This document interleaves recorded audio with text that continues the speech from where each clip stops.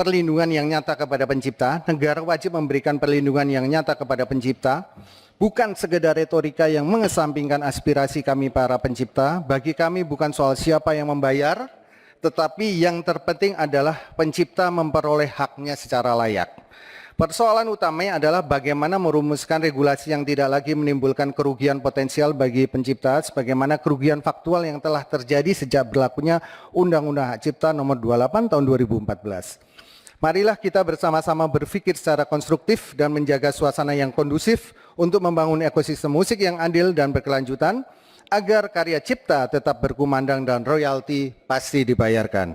Ketakutan yang digaungkan bukanlah narasi yang tepat. Yang dibutuhkan adalah kehati-hatian dan menghormati karya cipta yang tentunya ada hak yang melekat dari para penciptanya.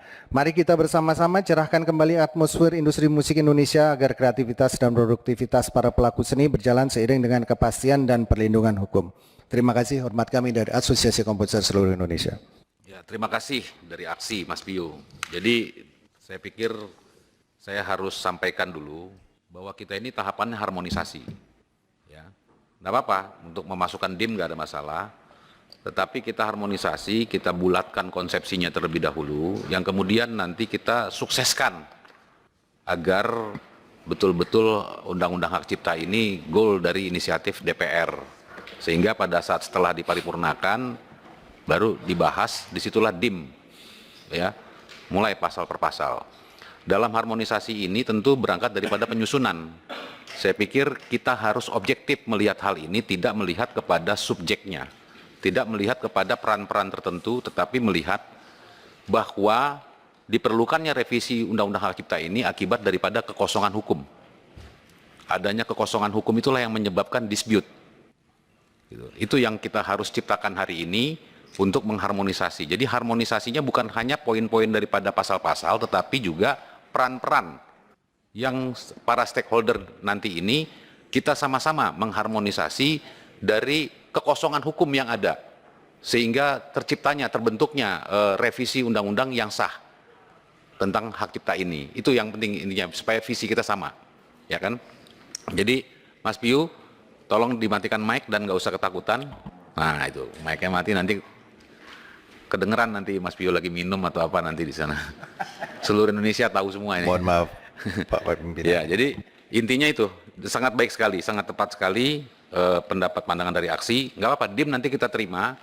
Tapi kali ini kita sedang mengharmonisasi ya hal-hal mana, ada kekosongan hukum di mana kan, tentang manajemen kolektivitasnya itu seperti apa. Itu yang seperti sebagai prolog tadi saya. Ya, jadi itu dulu. Ya. Pokoknya kita sama-sama sukseskan Undang-Undang Hak Cipta ini. Ya, karena di fraksi saya di Gerindra itu ada Teh Meli yang mengusulkan RUU Hak Cipta ini. Betul, Ustadz Yanwar, begitu. Jadi kita bukan hanya itu juga karena ada kekosongan. Tidak mungkin juga pencipta itu tidak mendapatkan hak ekonominya itu. Nah, ini kita cari rumusannya. Nanti kita akan diskusikan lebih jauh lagi. Selanjutnya kami persilakan visi. Assalamualaikum warahmatullahi wabarakatuh. Salam sejahtera.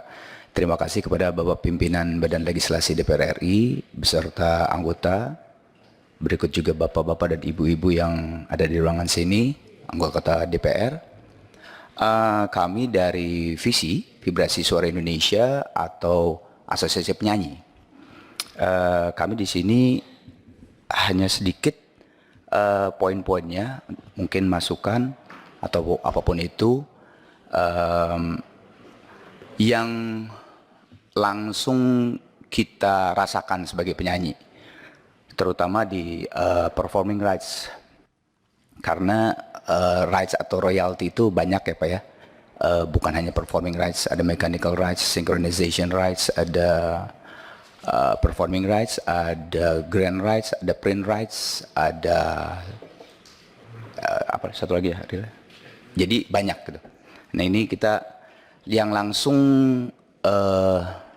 kita para penyanyi yang memang terlibat langsung di lapangan.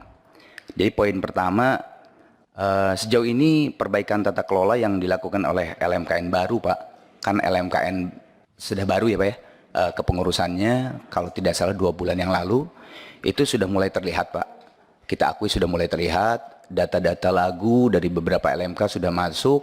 Kalau tidak salah, salah satu komisioner LMKN yang baru, sekitar 2 bulan yang lalu tuh, akhirnya Pak, mendapatkan data lagu yang memang dari dulu itu gitu, yang dikejar, itu sudah sekitar 2 bulan yang lalu sudah sekitar 500.000 katanya data lagunya. Jadi insya Allah sekarang mungkin menambah lagi. Itu sudah terlihat. Tapi yang kita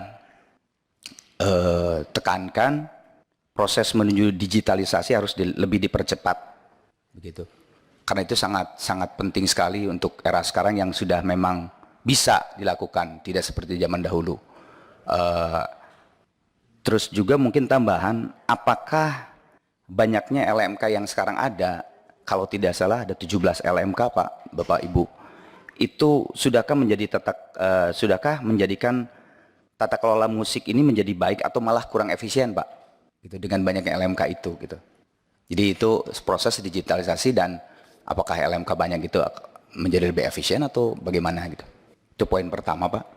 Poin kedua, nah di sini Pak, kami sudah sempat bertanya ke MK, terus juga sudah dijawab ya oleh wakil dari pemerintah, ditunjuk DJKI, wakil dari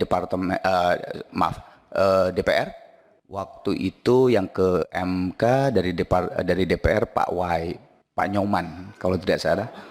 Tapi tetap sampai detik ini itu, sampai hari-hari ini tuh masih banyak penyanyi-penyanyi yang disomasi Pak.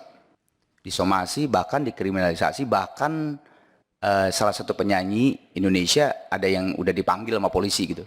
Jadi poin kedua adalah dipertegas oleh semua pihak ya Pak ya, karena udah ada 3 kejadian nih Pak. MK, DPR sudah berbicara di situ, dari pemerintah sudah berbicara di situ, terus ada kasus yang besar di musik Indonesia, di peradilan kalah tapi di kasasinya menang. Terus satu lagi ketika rapat Komisi 13, di situ juga dari pihak DPR sudah menjelaskan. Nah, kita pengen dipertegas oleh semua pihak siapa yang membayar royalti performing rights Pak. Karena sampai detik ini masih saja penyanyi-penyanyi yang kami tahu visi adalah penyanyi-penyanyi yang kita kenal Pak, yang punya karya besar, yang memang secara image dia bagus gitu ya, besar. Kita tidak tahu penyanyi-penyanyi di daerah Pak dikriminalisasi. Jadi mohon dipertegas oleh semua pihak siapa yang membayar royalti performing rights itu gitu. Karena yang kami tahu di seluruh dunia tidak ada penyanyi yang membayar Pak. Yang membayar itu adalah penyelenggara gitu.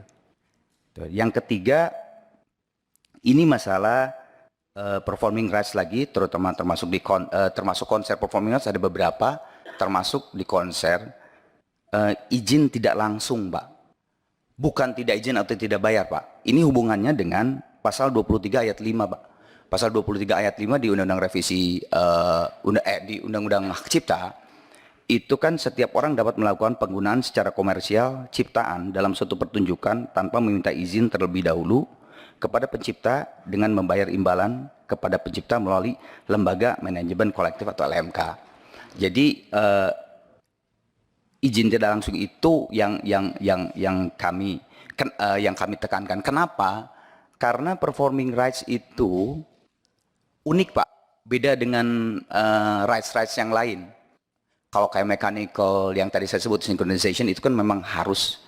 Kenapa unik? Karena performing rights itu bisa terjadi ketika kita sekarang di ruangan Badan Legislasi DPR RI, lagunya Mama Ina misalnya, Mbak Vina Pangguniata, Murung Camar, itu bisa masif pada saat ini juga dari Sabang sampai mereka, ada yang bawain, ada yang nyanyiin, ada yang karaoke, terus juga berulang-ulang, terus juga dalam waktu bersamaan Pak.